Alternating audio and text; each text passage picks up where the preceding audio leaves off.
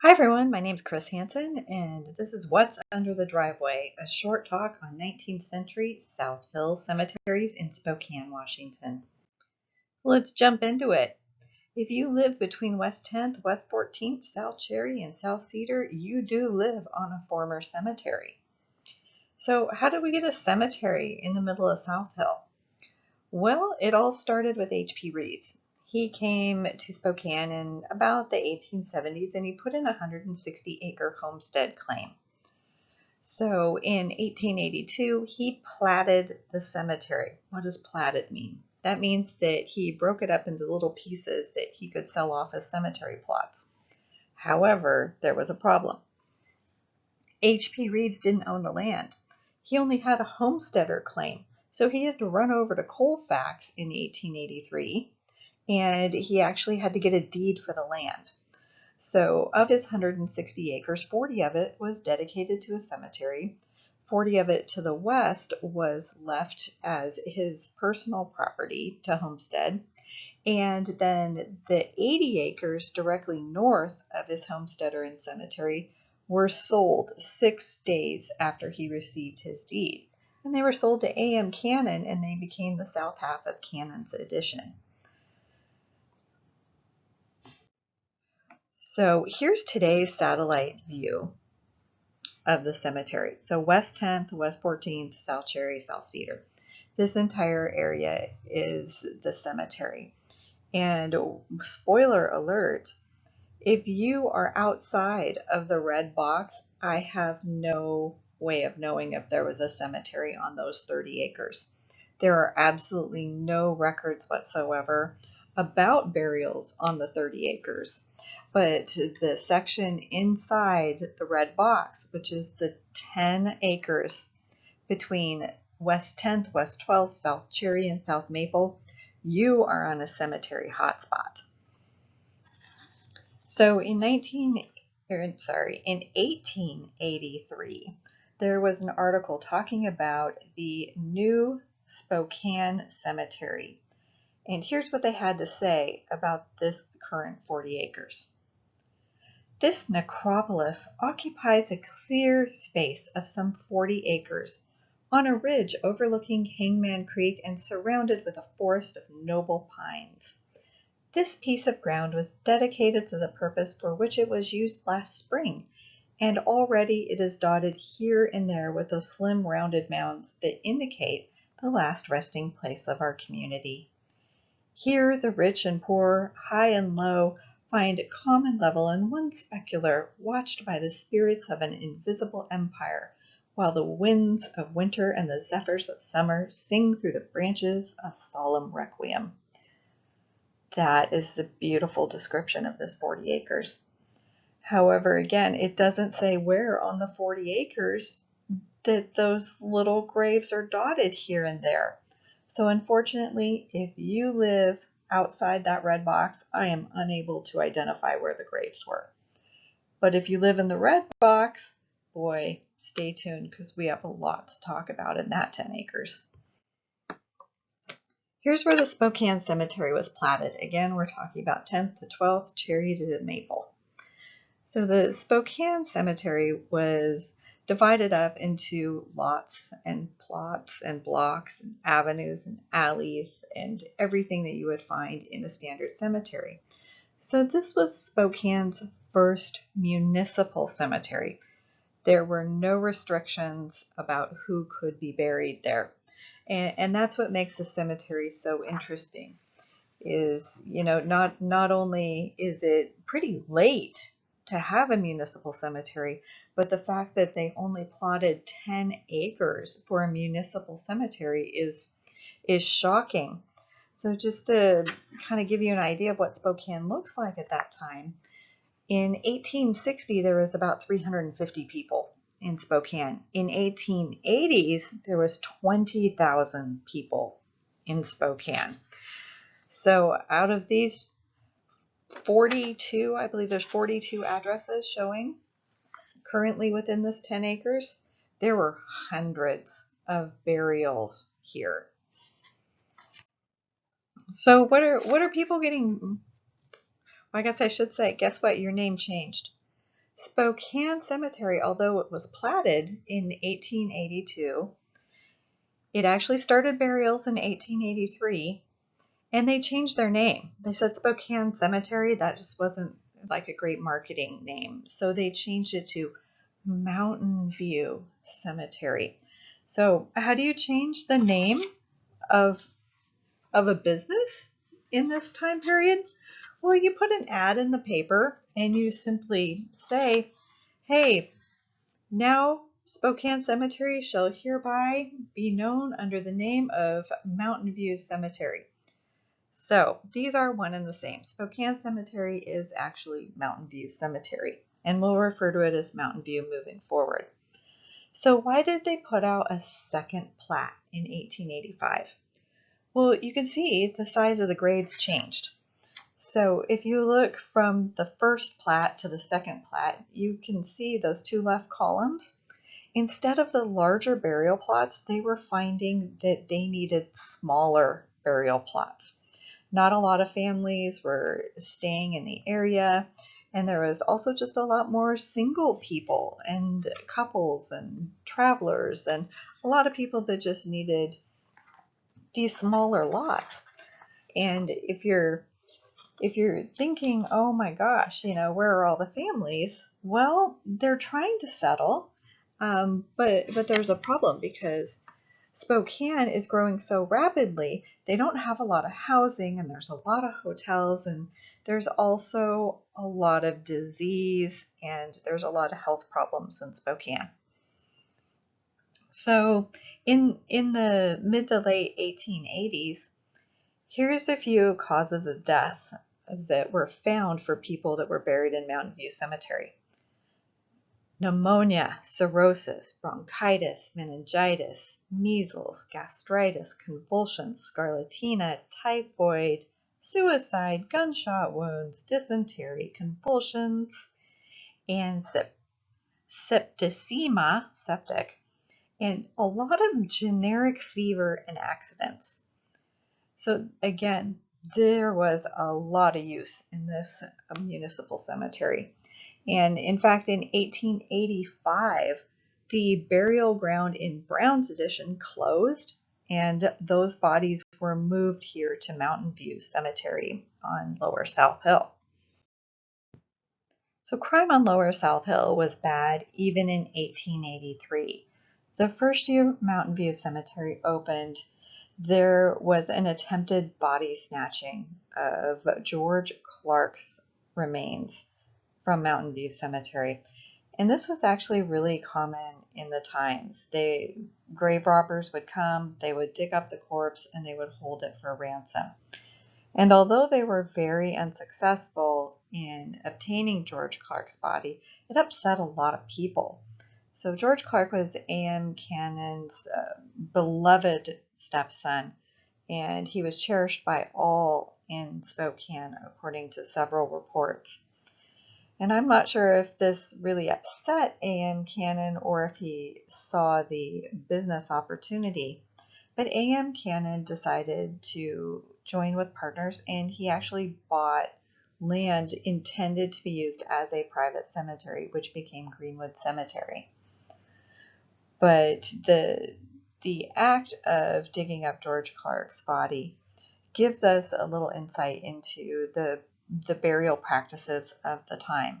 So George Clark, of course, was very wealthy, being in the Cannon family, and his casket was of hardwood, and then it had a glass window in it for people to view his body. There's also newspaper reports about the extravagant headstone for George Clark.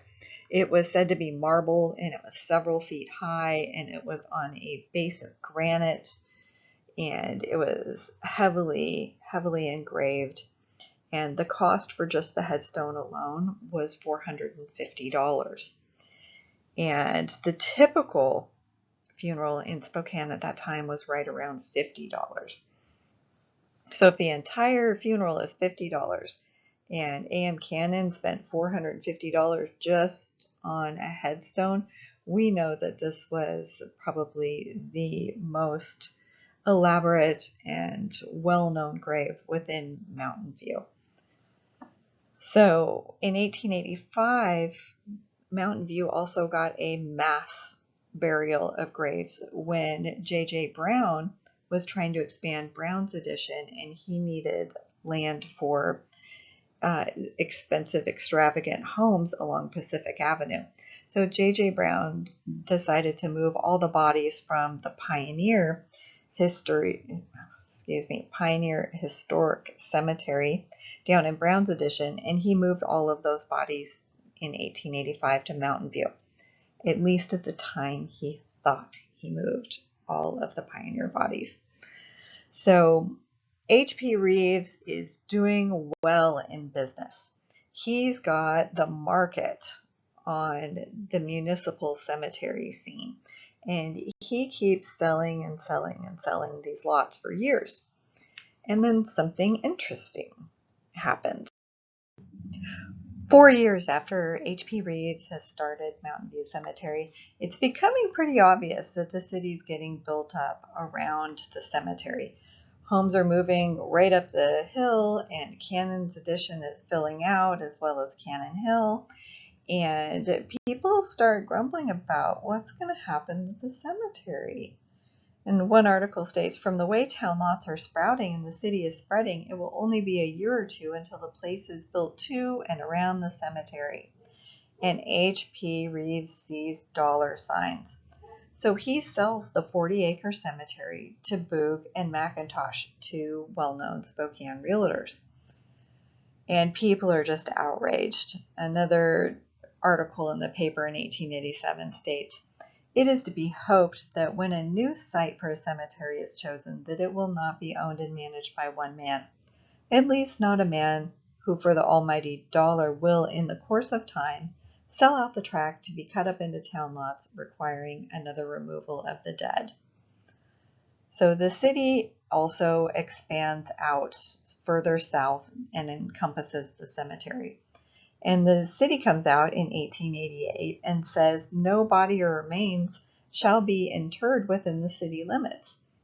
So now the city has shut down the cemetery and effectively bankrupted it because it can't take in any new bodies and it's not able to support itself.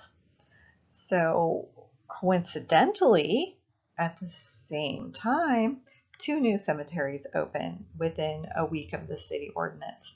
So one is Fairmount Cemetery, which is Spokane's new municipal cemetery, and the other is Greenwood, a private cemetery owned by Cannon and some business partners. Now, Boog and McIntosh, they immediately plat out what's called the South Park Addition, and that's on the 30 acres that were not platted as Mountain View Cemetery. So you can see in the image, the green South Park Addition is those 30 acres that were not platted, and the block marked Boog and McIntosh is still the cemetery. So what happens next is a little dicey. So 1888 is a big year for Mountain View Cemetery and Boog and McIntosh. So not only are Boog and McIntosh trying to move out those that are buried there over to Fairmount Cemetery, they're also trying to buy back the lots from individuals. So the thing about cemeteries is they're real estate transfers. So while H.P. Reeves could sell Boog and McIntosh the cemetery and the alleys and avenues, these small lots are actually owned by individuals. And even some of the individuals who had family buried there are refusing to sell to Boog and McIntosh. They're saying, just leave our deceased alone. And they're not leaving. So in 1881, the city passes another ordinance saying we have the right to condemn this cemetery and move these bodies. So the Committee on Health and Police, which oversees the cemeteries, states the cemetery is not a nuisance, but neighbors get together and demand that the cemetery be closed. and they want the bodies out, and they don't want to look out their front windows and see bodies anymore. They want to see other homes. And, Boog and McIntosh are thrilled with this because this goes along with their hopes to sell out the entire South Park addition with many, many lots of homes.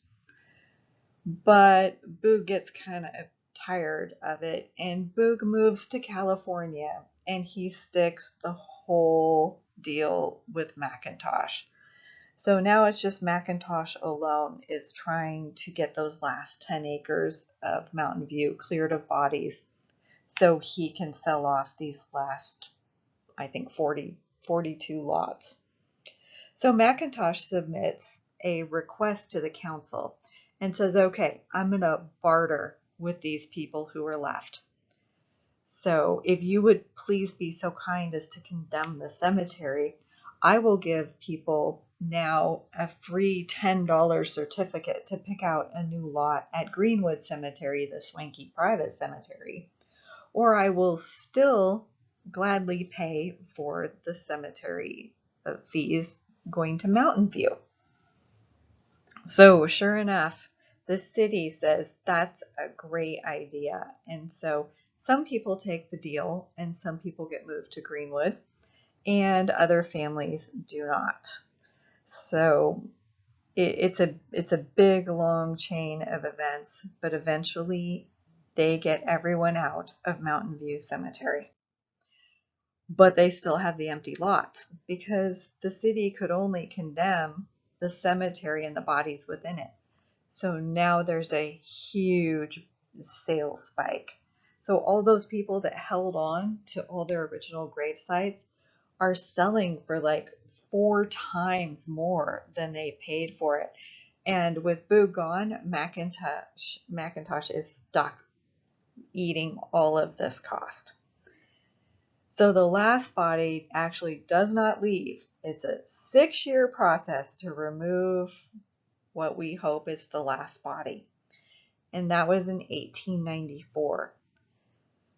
The child of the Spokane County Sheriff, Sheriff Pugh, was moved not to Greenwood and not to Fairmount, but it was moved back to a new family plot on the family ranch in Salties Lake.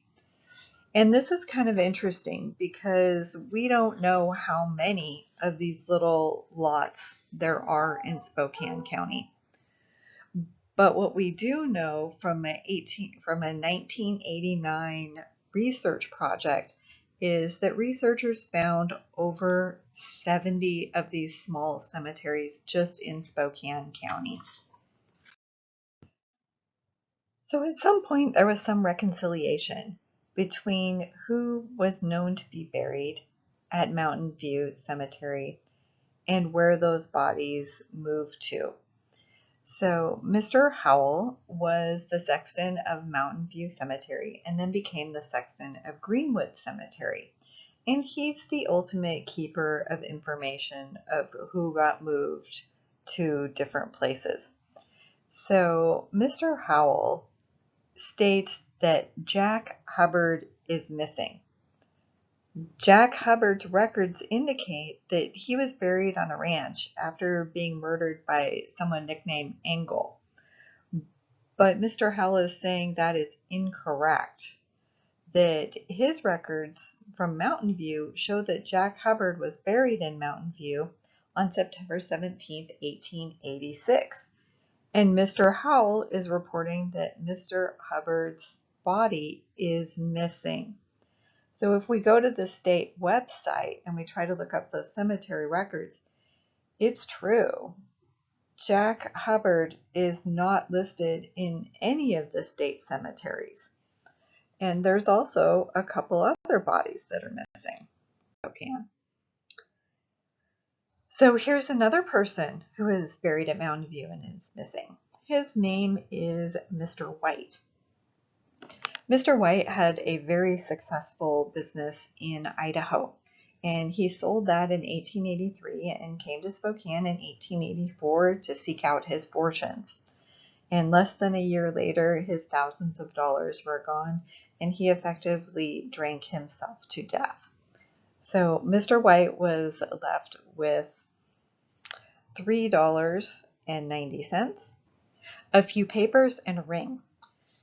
So using the state archives, we tried to find Mr. White.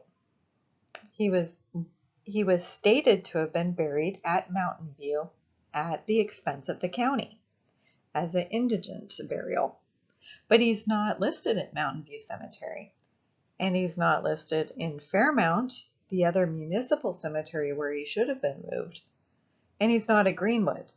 So we have no idea what happened to the body of Mr. White. Another missing person is the deceased 5-year-old child of some travelers who were coming through Spokane from Nevada when their son died of a brain fever. So we looked in Mountain View and Fairmount and Greenwood. And although it's documented this child was buried in Mountain View, there is no record of where the child was moved to. But what we do find this odd record of is Boog and McIntosh talk about a potter's field, an indigent field, a field where those that the county buried would be. But we don't know where the potter's field is, because if you look at the plat map, there's no field there for them. The plat map is specifically for paid burials. And so we're not sure what Boog and McIntosh refer to when they offer to move the bodies buried in the potter's field. It's not easily identifiable, but I have a good idea where it is. Let's talk about Spokan Falls Cemetery. So if you go to the state and you look up cemeteries from the state of Washington archives, you will find that they list a cemetery on West 10th and South Cannon Street. And a couple years ago, the city put out a document stating there was a cemetery south of 9th Avenue. So the city says south of 9th Avenue, and the state of Washington archives say the cemetery was on West 10th and Cannon. So between 9th and 10th and Cannon. So if you're not familiar with the area, there's some mega townhomes being built there, and it's also where the Beverly apartments are. So do we think that this is possibly the field? I mean, the state says there was a cemetery at 10th and Cannon. The city says south of 9th. Is this our missing potter's field from the Mountain View Cemetery? It's entirely possible because 10th and Cannon was still on the homestead of H.P. Reeves. And we always wondered where he got the idea that maybe he should start a cemetery as a business. So was this the original Pioneer Cemetery? I don't know, because the city and the state don't cite their sources. But I'm going to give you the 4 sources that I found that point to between 9th and 10th and Cannon to be the Spokan Falls Cemetery.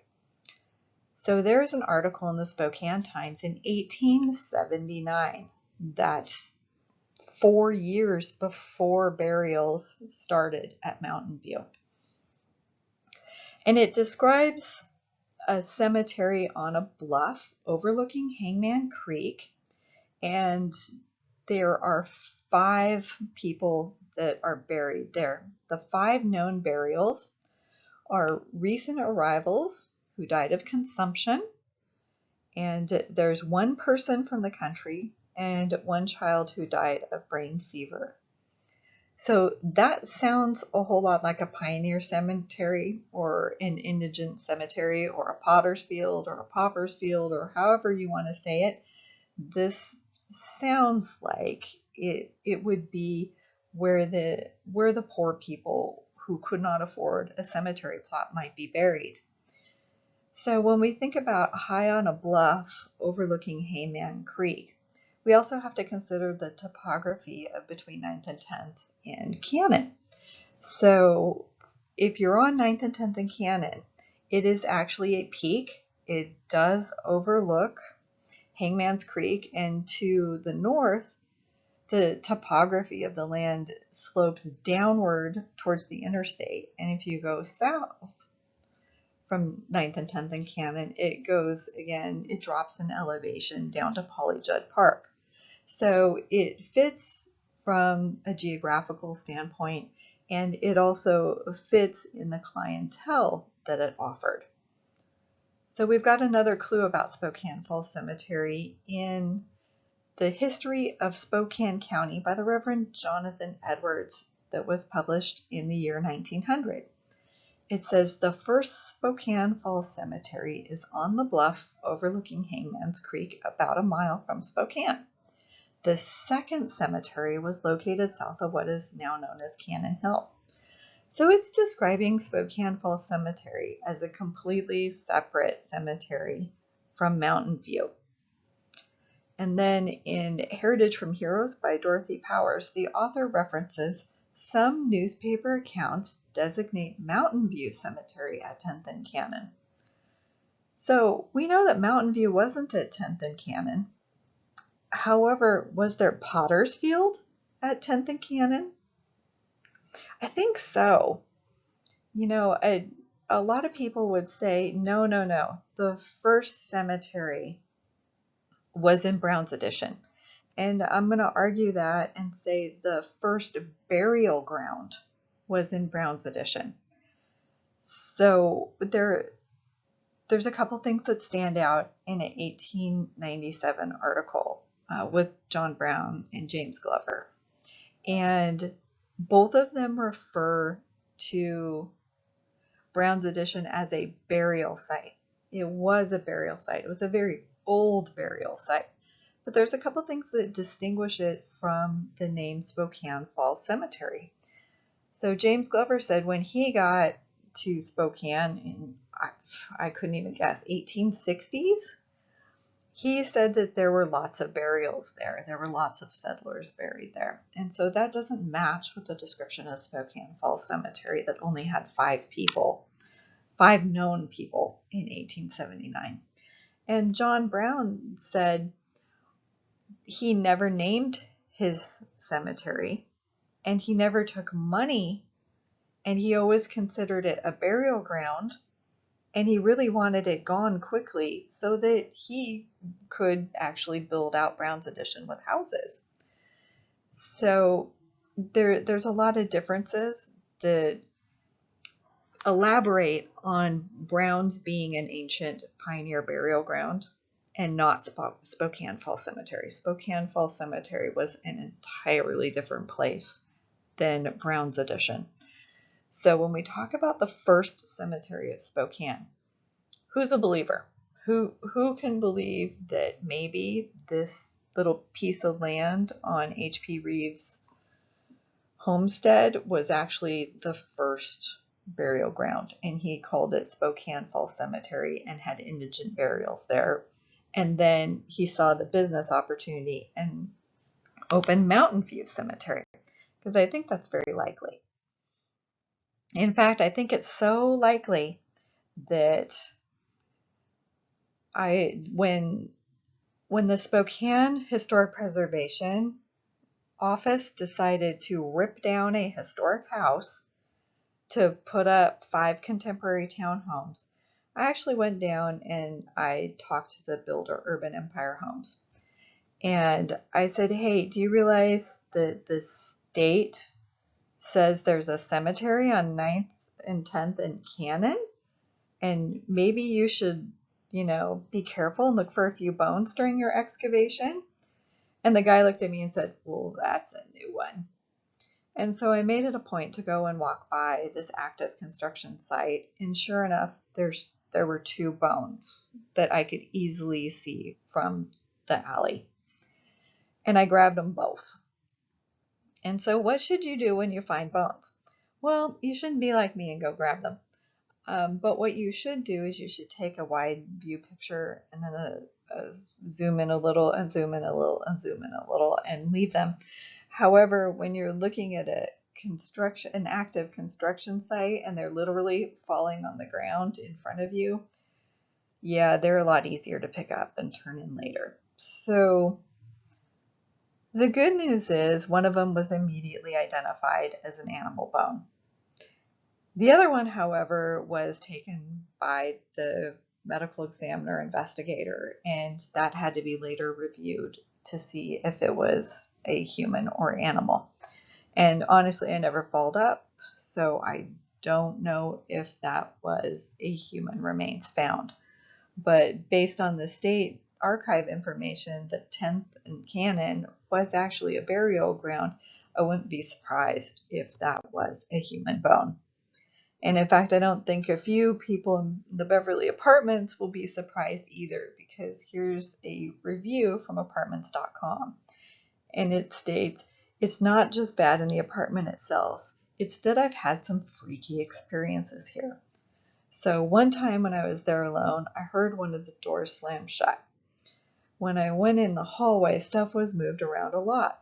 And then I couldn't even open the door. It felt like someone was holding it shut. Our dogs have also barked at something down the hallway, and I've felt some weird temperature changes."